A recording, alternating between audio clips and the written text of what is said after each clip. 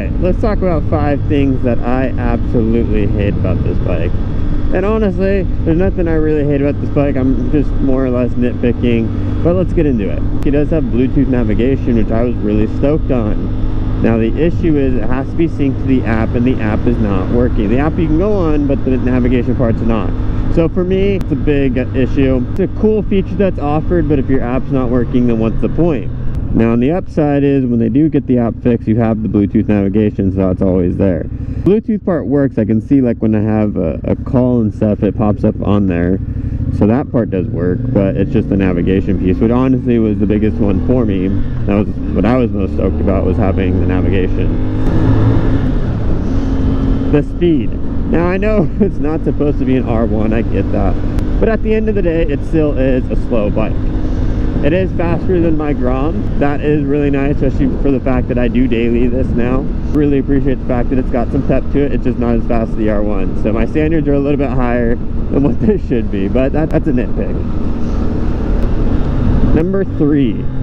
How light the clutch is. I haven't really experienced a clutch this light. It doesn't seem to really engage unless the gears are just that clunky. So typically I use 2 fingers when I'm using the clutch. On this one I'm using all 4, so I can actually pull the clutch in all the way to the handlebar. No matter where I've adjusted the cable, it still feels like I don't get complete engagement.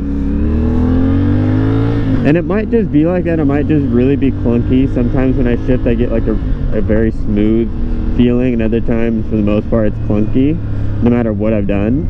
So that's just a little critique from me.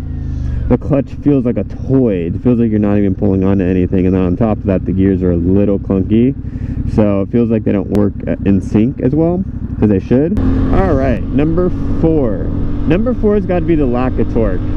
I know it's not meant to be a torque monster or nothing, but it does really feel like it falls flat on its face, which for a learning bike can be awesome. Like this could be a fantastic beginner bike, but you know, for someone a little more experienced, like I like dailying this, but I think it would be a lot more fun if it had a little bit of personality and it had a little bit more torque.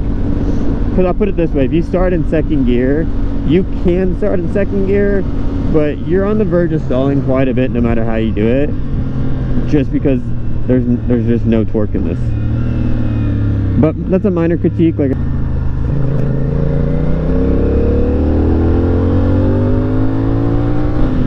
and number 5, just how short the gears are.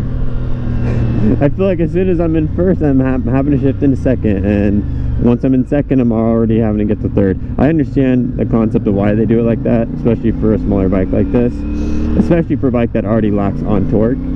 Take with a grain of salt, because this bike, all in all, is fantastic, and I daily it 5 days a week, and I've had nothing but fun on it. I feel like me riding this is helping me ride my R1, because there's little things that, you know, especially when I go on YouTube and I watch different techniques and things, because you can always get better. I like to apply them more to this because this is a lot safer in my opinion. You know, sitting position, being straight up and down, you're a lot more comfortable, slower, so I can't get into as much trouble.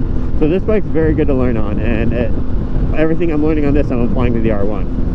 I think this bike's great. It's going to give you all the fundamentals and everything you need to learn. It doesn't have a lot of power, so you can't get in a bunch of trouble, but it's enough power that you're not going to get bored of it like you would on a Grom. Also, you know, same thing applies. With the Grom, you can't go on the freeway or nothing. With this, you can. You do have the power there to do that, so that's nice. You get good gas mileage. It looks great. It's stylish. Has a lot more features than I think any of the other bikes in its class do. And I believe if you put an exhaust on it, it would sound pretty good, just because of the design of the motor.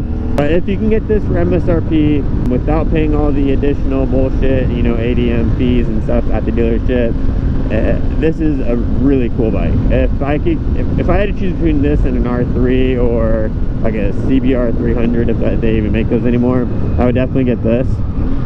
Like I said, I do think this looks the best in its class. I think it's the most stylish. It has the winglets. I mean, it's got fake carbon everywhere, which it doesn't do anything, but it looks cool. The color schemes are awesome. The text there. Once the Bluetooth navigation is up and running, you have that feature.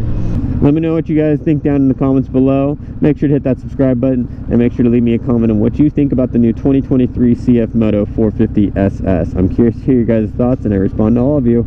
I'll see you guys in the next one. Have a good one. Peace.